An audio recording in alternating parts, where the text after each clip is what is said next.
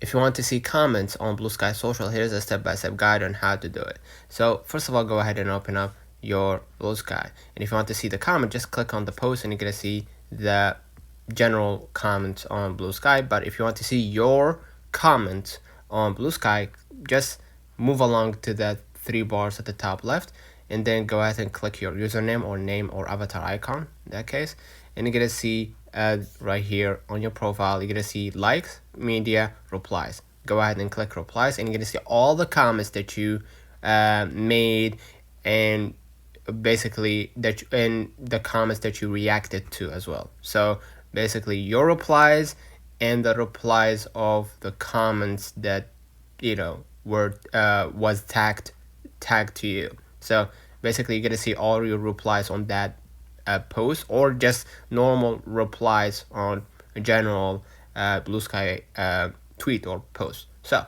that's one of the comments of this video. Hope you don't forget to like and subscribe, and thank you for watching.